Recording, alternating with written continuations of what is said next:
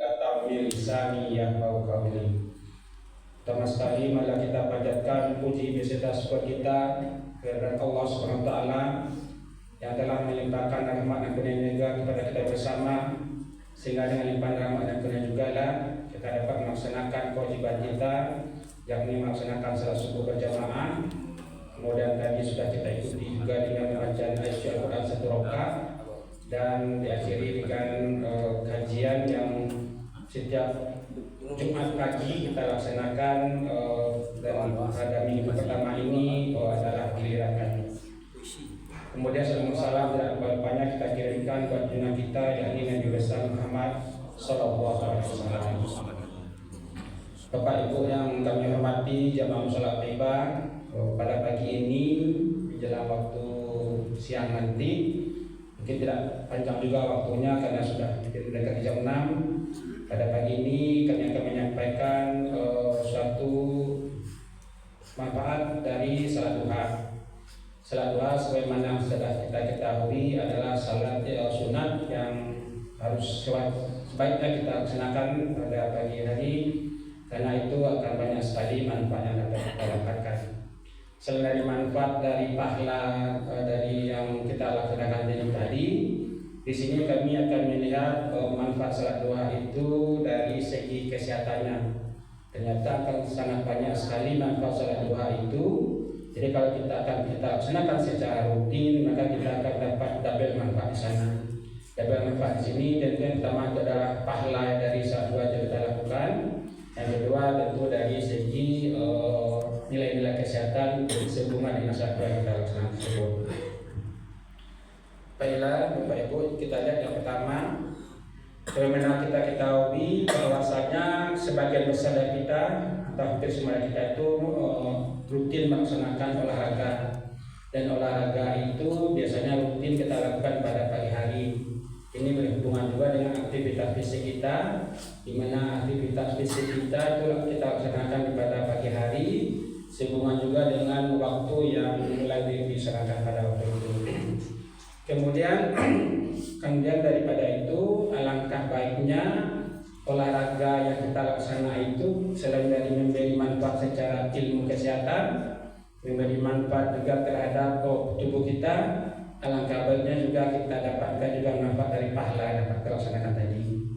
Jadi dengan rajinnya kita melaksanakan salat duha pada pagi hari ini, otomatis itu telah membantu tubuh kita untuk melakukan olahraga terhadap kita. Kita lihat bahwa salat yang kita laksanakan itu penuh dengan gerakan-gerakan yang sebenarnya itu juga diadop oleh para ahli yang mengatur tentang misalnya senam itu. Salah satunya itu adalah adop atau diadopsi dari gerakan salat yang kita lakukan. Mungkin Bapak Ibu yang biasa melaksanakan senam, apakah itu senam kesegaran, senam refleksi, senam aerobik, itu beberapa dari gerakan-gerakan itu sebenarnya dari adopsi dari gerakan salat yang kita laksanakan. Mulai dari kita berdiri lurus, kemudian di sana dari gerakan ini kita mengatur bagaimana gerakan tulang kita. Kemudian dari gerakan ini juga mengatur aliran darah di tubuh kita. Kemudian dari gerakan ini juga melemaskan otot-otot serta persendian-persendian serta saraf di tubuh kita. Jadi dengan senam, dengan rajinnya kita melaksanakan salat duha, maka otomatis itu telah melaksanakan kita, artinya kita sedang melaksanakan olahraga untuk diri kita sendiri. Langkah baiknya olahraga-olahraga yang biasanya kita lakukan juga harus kita utamakan terlebih dahulu salat duha. Kemudian setelah itu baru kita laksanakan olahraga tersebut. Jadi itu adalah manfaat dari salat duha yang pertama yang dapat kita dapatkan dari kalau kita lihat dari sisi kesehatannya. Kemudian yang kedua Bapak Ibu adalah melancarkan peredaran darah. Kita tahu Bapak Ibu bahwasanya di tubuh kita ini bisa terjadinya aktivitas di tubuh kita ini salah satunya karena adanya aliran darah di tubuh kita. Kemudian aliran darah di tubuh kita Bapak Ibu, bagaimana kondisinya sehari-hari itu tentu akan mengalami sedikit banyak juga perubahan-perubahan tergantung dari yang pertama itu dari usia kita, kemudian juga tergantung dari pola makan yang kita laksanakan sehari-hari, kemudian juga terakhir adalah ada atau tidaknya penyakit penyerta yang ada di tubuh kita. Kita lihat dulu dari sisi usia kita.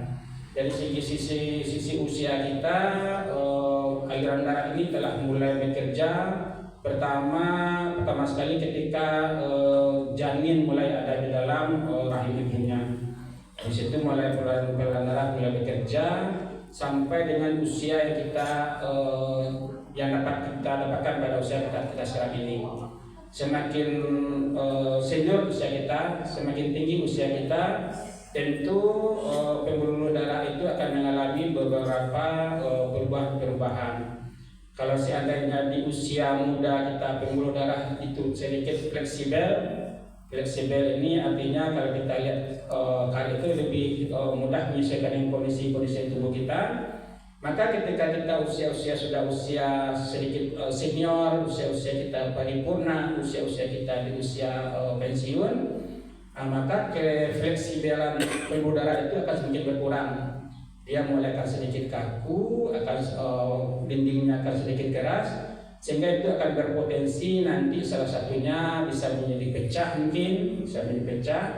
atau bisa juga menjadi terhambat oleh kondisi-kondisi tertentu. Nah, itulah kondisi perjalanan pembuluh darah kita jika kita lihat dari segi usia. Kemudian juga pembuluh darah ini juga dipengaruhi oleh pola makan kita tertentu. Apakah pola makan kita mengandung zat lemak yang cukup tinggi, zat kolesterol yang cukup tinggi, zat gula darah yang cukup tinggi, di mana kalau seandainya konsumsi kita terhadap makanan tersebut tidak cukup tinggi, kemudian penularannya tidak maksimal, maka salah satu akibatnya adalah terjadinya penebalan pada pembuluh darah kita sehubungan dengan tingginya zat tadi. Jadi kalau seandainya kita lihat dengan usia kita ini, kalau dari keterangan disampaikan ada dua faktor yang menyebabkan pembuluh darah kita akan sedikit berubah. Yang pertama itu dari segi dindingnya yang semakin kaku, kemudian yang kedua adalah di mana dindingnya semakin tebal sehingga lubang atau luminnya semakin sempit, diakibatkan tingginya konsumsi makanan tertentu yang pelarutannya tidak maksimal di tubuh kita. Kemudian yang ketiga, pembuluh darah ini dipengaruhi oleh adanya penyakit tertentu di tubuh kita. Ada beberapa penyakit yang menyebabkan aliran darah itu kadang menjadi tersumbat. Ada beberapa penyakit aliran darah itu tidak lancar, misalnya sakit jantung, sakit ginjal, sehingga nanti kalau seandainya kondisi tersebut semakin lama terjadi, kemudian kondisi tersebut peranan yang tiga tadi cukup berperanan di situ, usia, kemudian faktor-faktor zat yang berlebihan, kemudian penyakit tertentu, maka itu akan menimbulkan komplikasi penyakit yang cukup serius di tubuh kita. Makanya dengan cara kita melaksanakan salat duha ini kita laksanakan pada pagi hari, kemudian dengan gerakan-gerakan yang kita lakukan mirip gerakan senam, maka salah satu akibatnya adalah diusahakan menyebabkan aliran darah itu menjadi lancar. Kemudian yang jadi pertanyaan pada kita adalah kenapa pada salat duha itu lebih berpengaruh terhadap aliran darah, padahal salat-salat lain kita lakukan juga. Ada salat kita lakukan pada siang hari, ada salat kita lakukan pada malam hari, bahkan ada salat kita lakukan dini hari. Kenapa pada salat duha itu lebih memberi manfaat kepada aliran darah dibanding salat-salat lain? Salat lain pun juga memberikan manfaat kepada aliran darah, tapi salat duha memberi manfaat lebih maksimal. Ini disebabkan karena adanya irama sirkadian di tubuh kita mengikuti irama sirkadian bumi ini, di mana pada pagi hari kondisi bumi masih segar, kemudian alam juga baru mulai kehidupan. Begitu juga lah keadaan tubuh kita. Tubuh kita ini pada pagi ini juga mengikuti irama sirkadian tubuh, sehingga aliran darah itu lebih kencang, pembuluh darah juga sedikit lebih lembek dibanding ketika tubuh kita sudah beraktivitas di siang harinya. Inilah alasan kenapa salat duha ini memberi manfaat, memberikan kelancaran aliran darah dibanding dengan waktu-waktu salat yang lain. Jadi itu Bapak Ibu manfaat salat duha yang kedua. Kita masuk yang ketiga, yaitu menormalkan produksi hormon di tubuh kita. Mungkin Bapak Ibu bertanya, apa itu hormon ya? Hormon itu adalah salah satu zat yang membantu bekerjanya organ-organ di dalam tubuh kita. Banyak sekali hormon di tubuh kita, misalnya hormon tiroid yang dihasilkan oleh kelenjar gondok kita, itu adalah untuk membantu aktivitas di tubuh kita. Hormon ini idealnya berada dalam kadar normal. Dia tidak boleh tinggi dan tidak boleh rendah. Kalau tinggi ada kondisi-kondisi tertentu di tubuh kita, dan kalau rendah ada kondisi-kondisi tertentu juga yang tidak baik bagi tubuh kita. Hampir semua aktivitas di tubuh kita ini dipengaruhi oleh hormon. Jadi setiap tubuh itu ada masalah hormon, misalnya tadi kami sebutkan hormon kelenjar gondok menghasilkan hormon tiroid. Kemudian ada juga nanti hormon kortisol namanya. Kortisol ini mempengaruhi kerja ginjal kita. Kemudian ada juga hormon-hormon untuk organ kewanitaan, ada juga hormon-hormon untuk organ laki-laki, dan ada juga misalnya hormon insulin yang akan mempengaruhi kerja dari peredaran gula darah kita. Jadi banyak sekali hormon di tubuh kita. Nah, apa hubungannya dengan salat duha ini? Kembali kami sampaikan seperti yang tadi, irama tubuh kita ini akan mengikuti irama sirkadian bumi, di mana dia pada pagi hari akan bekerja. Setelah semalaman dia istirahat, pada waktu kita beristirahat di malam hari, aktivitas hormon kita itu berada dalam kondisi istirahat. Kemudian pada pagi hari dia mulai akan beraktivitas, artinya tingkat dia bekerja itu mulai meningkat. Kemudian semakin siang hari, semakin aktivitas kita semakin meningkat, maka nanti hormon itu akan bekerja maksimal. Jadi alangkah baiknya ketika kita pada pagi hari, ketika hormon ini akan bekerja, kita mulai dulu dengan melakukan salat duha. Sebab dengan kita melaksanakan salat duha, salah satu manfaat yang lain adalah akan menenangkan jiwa kita. Jiwa kita akan tenang, kemudian rasa stres kita akan hilang. Konsekuensinya adalah tekanan darah kita akan menjadi normal, nadi kita menjadi normal, sehingga ada ketenangan di tubuh kita. Dengan adanya ketenangan di tubuh kita tadi, tentu hormon-hormon akan mulai bekerja. Dia akan memulai dari limit yang sangat normal sekali. Dapat dibayangkan kalau seandainya kita mulai pagi hari dengan rasa amarah yang cukup tinggi, dengan rasa cemas yang berlebihan, dengan rasa ketakutan yang berlebihan, konsekuensinya tentu adalah tekanan darah kita akan tinggi, nadi kita akan menjadi kencang, dan jantung kita akan berlebihan, sehingga konsekuensinya adalah hormon yang hasilkan di tubuh kita itu akan sedikit lebih tinggi.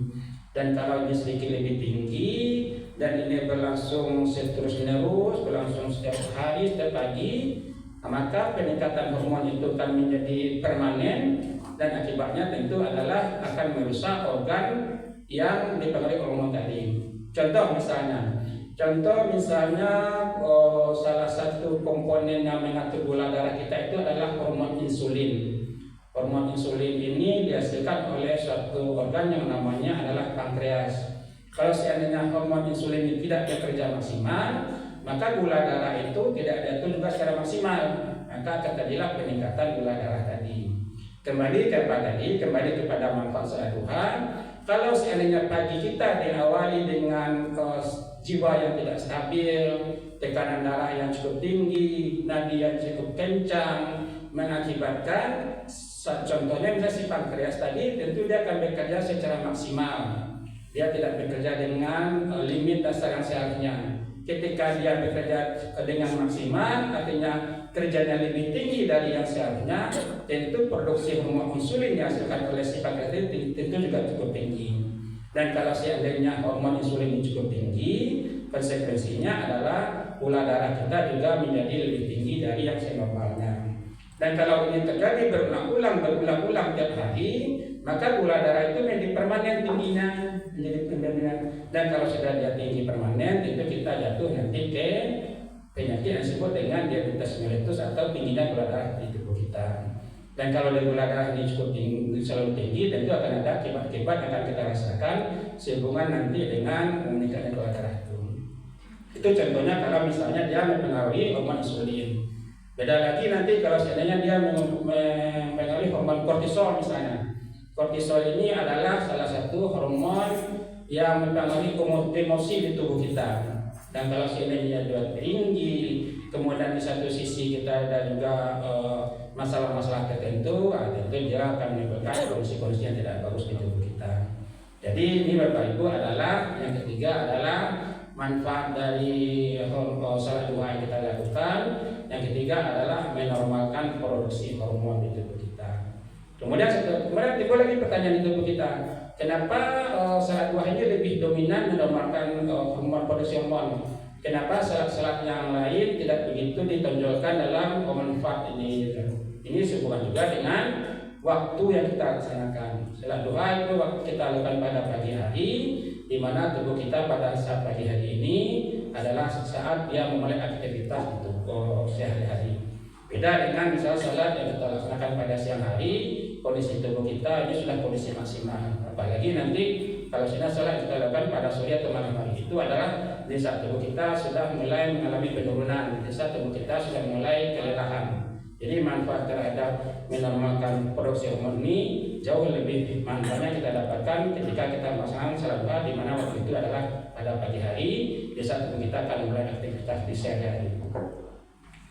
Kemudian yang ketiga Bapak Ibu, kita masuk yang keempat.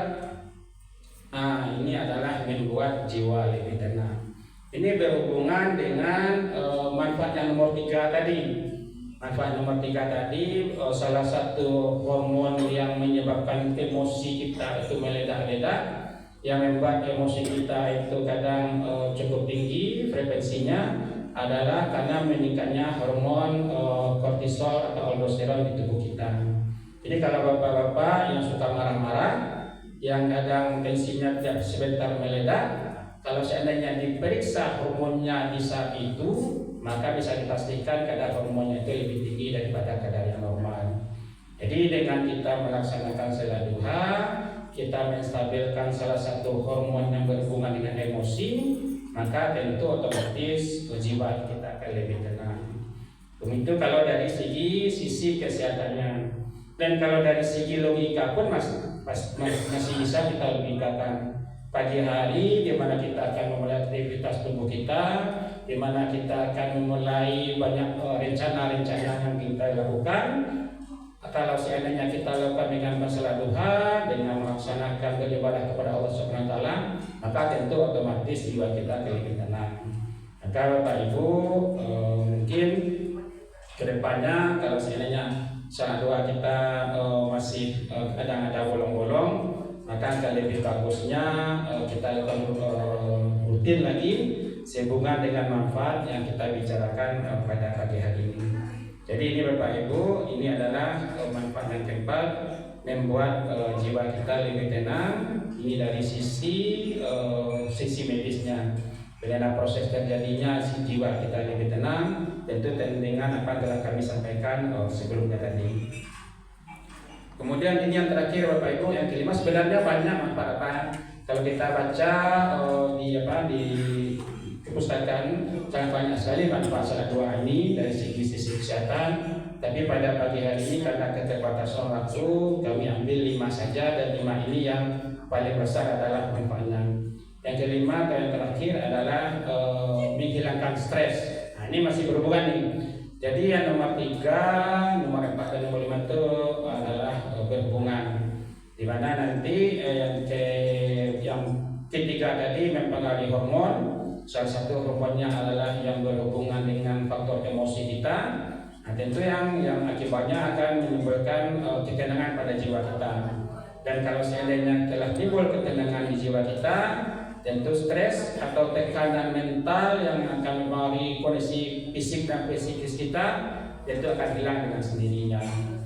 Jadi Bapak Ibu, itulah 5 manfaat dari salat duha kalau kita lihat dari segi kesehatannya. Yang pertama tadi yaitu artinya yang pertama itu kita dengan otomatis dalam melaksanakan olahraga.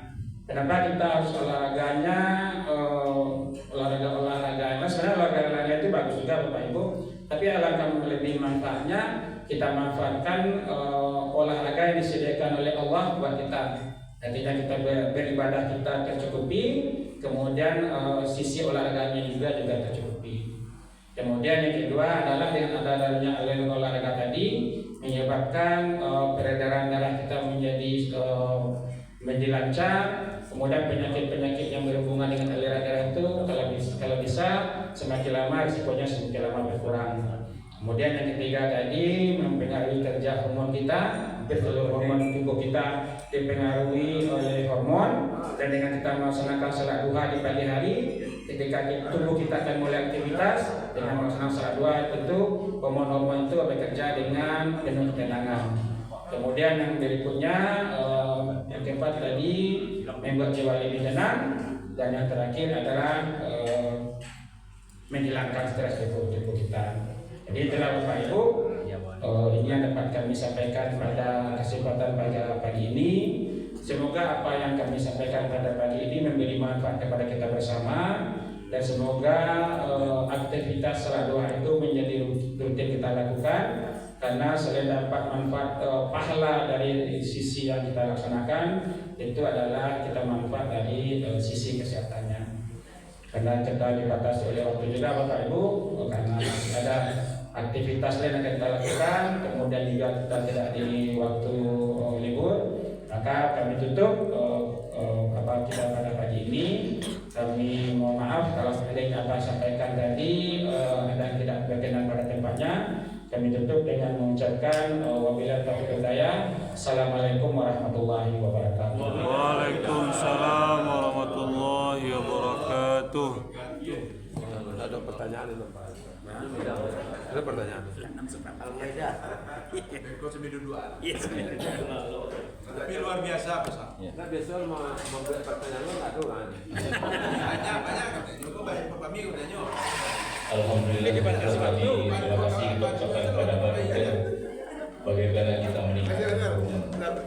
Jadi kita ini hormon yang seimbang dalam jiwa kita, membuktikan kita dapat melaksanakan salat subuh berjemaah. Ini membuktikan hormon kita seimbang pada jiwa kita. Wabillahi taufiq wal hidayah. Assalamualaikum warahmatullahi wabarakatuh. Waalaikumsalam warahmatullahi wabarakatuh.